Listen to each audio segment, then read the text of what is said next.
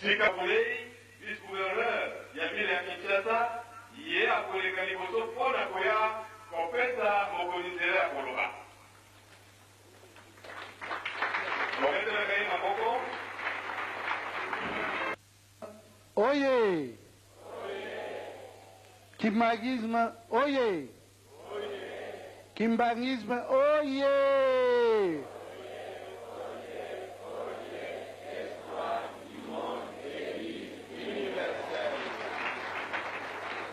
Kinshasa, oye! Kinshasa, oye! Kinshasa, oye!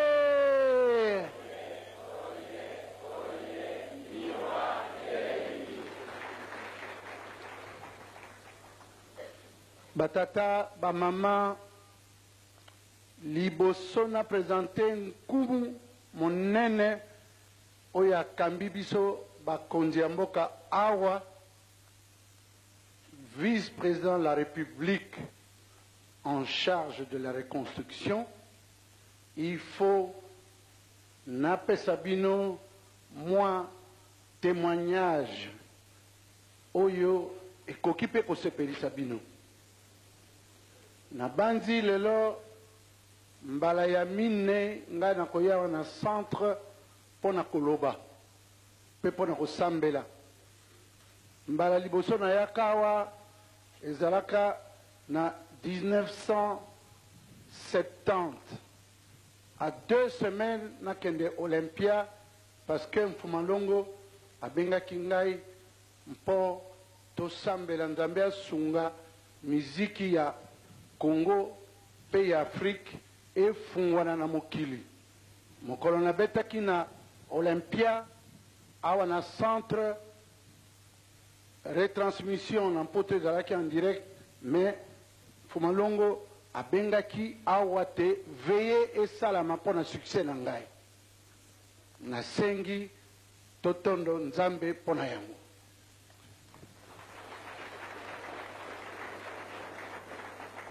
Mbala ya mibale na yaki awa na memaka mama na ngai awa po miso ezalaki suko mona te lokola azalaki na nguya koya na ndako nzambe te ngai moko na memi ye awa po nalakisa ye na bakumbi ya lisanga na biso ya kimbangisme.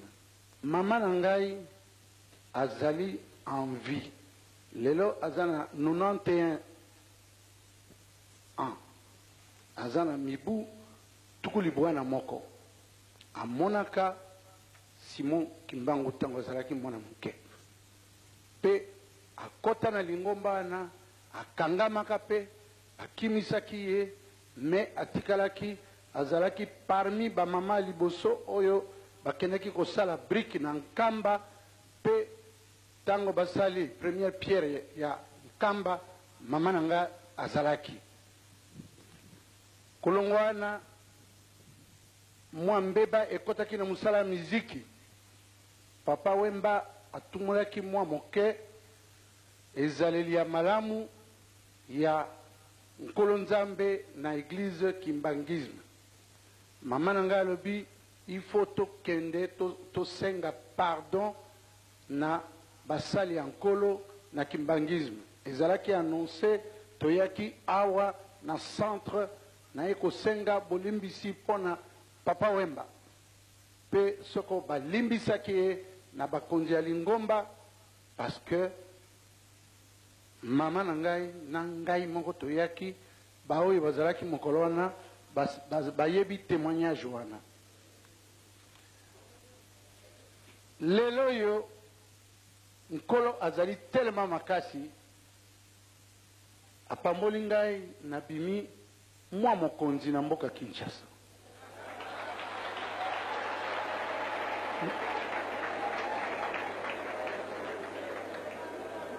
mpe kokoma mokonzi na komi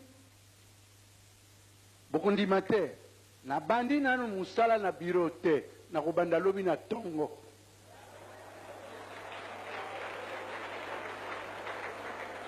me nkolo nzambe alobi zonga epai bapambolaka yo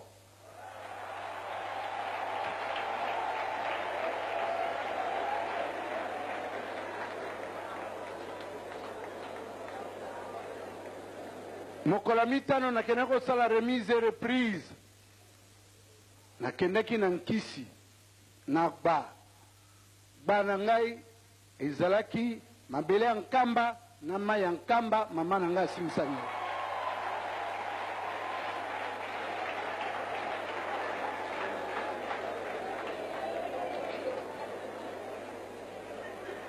elingi koloba te vi na ngai mobimba chaque fois soko nalingi na mata Simon Kimbangu azali nsima na ngai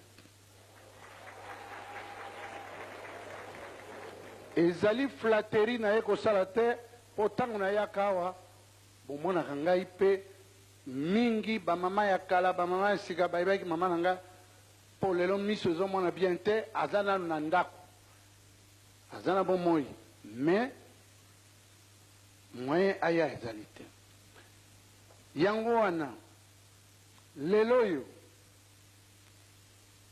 naza na esengo monene ya kolakisa nkumu oyo mpe azali mwana ya Kinshasa tokoli na ye bango bazalaki mwa bakulutu ya basanza ya bamwa mbula tokoli na sitasi Yerodia Abdoulaye bokumisa ye makasi vice-président la République asala biso esengo monekasi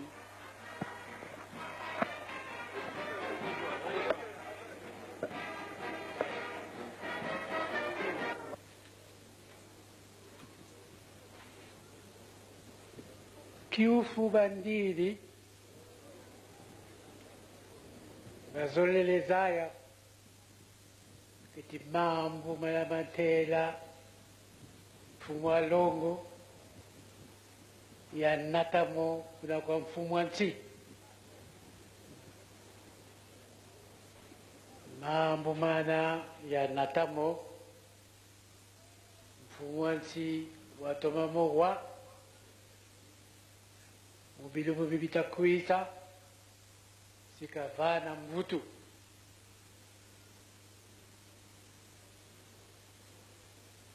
banika dinga motulu ya moko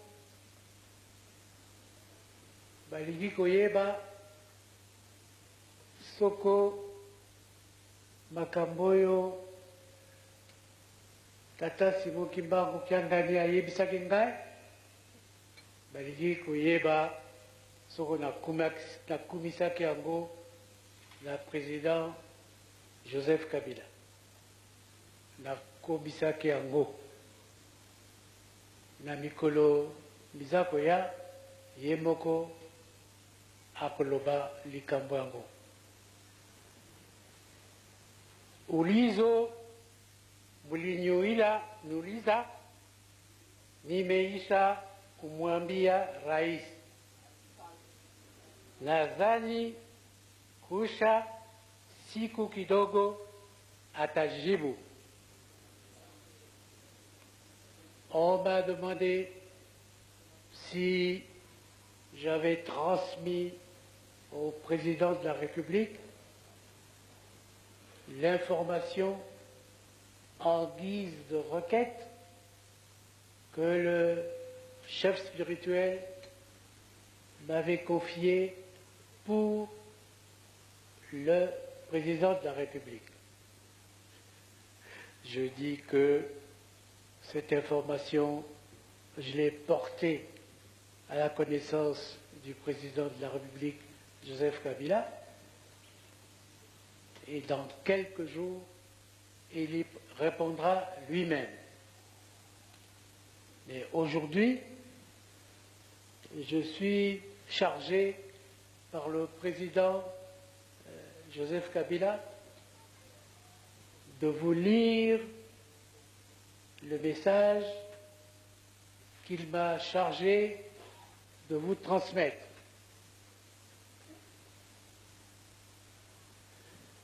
Comme je dis souvent, je suis le missus dominicus de César. Je vais donc vous transmettre la parole de César. Chers compatriotes, aujourd'hui,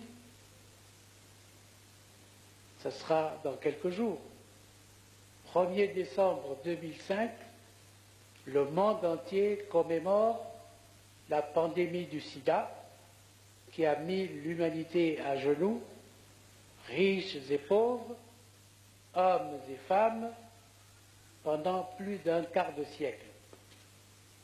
Cette journée ouvre chaque année une campagne avec un thème précis. Pour cette année, le thème est le suivant. Ne tournez pas le dos au sida, faites la promesse. Au cours du temps, on a constaté que cette épidémie, alors qu'elle n'est éradiquée nulle part au monde, attaque beaucoup plus de catégories de personnes dans les régions déterminées. Les enfants, les jeunes, les femmes des pays du tiers-monde et singulièrement l'Afrique.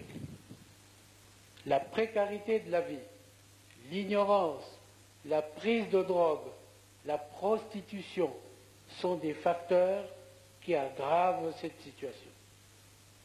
Dans notre pays, nous avons voulu placer cette année sous le signe de la compassion et de la solidarité nationale. Beaucoup de nos frères et sœurs ont, hélas, succombé à la maladie sida. D'autres sont obligés de vivre et de souffrir au quotidien à cause de cette épidémie. Dans un élan de fraternité et d'amour, nous avons le devoir de leur manifester notre sympathie et compassion et leur faire comprendre qu'ils peuvent encore compter sur leur pays, sur leurs frères, sur leurs sœurs. Faisons tous, dès ce jour, individuellement et collectivement, la promesse de ne pas les discriminer ni les rejeter, que ce soit dans nos familles, dans nos villages et villes, ainsi que dans notre milieu de travail. Tenons la promesse que toutes ces personnes ne vont pas, par notre faute, s'ouvrir de la stigmatisation. À vous, chers compatriotes, qui êtes jugés saints, sachez que vos familles et votre pays ont grandement besoin de vous. Protégez-vous. Suivez les conseils que vous prodiguent les médecins, vos conseillers spirituels, vos parents et vos enseignants. C'est sur vous que repose le poids de la production nationale pour que le pays prenne en charge les vulnérables laissés pour compte ainsi que ceux qui sont malades. Ce sont là les défis que nous devons tous affronter de face. Seule l'unité pourra nous garantir la solidarité.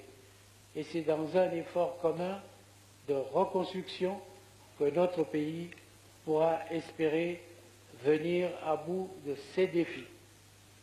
Ne tournez pas le dos au sida, faites dès aujourd'hui la promesse de la combattre de toutes vos forces. Que Dieu vous bénisse. Joseph Kabila, président de la République. Et j'ajouterai, c'était la parole de César.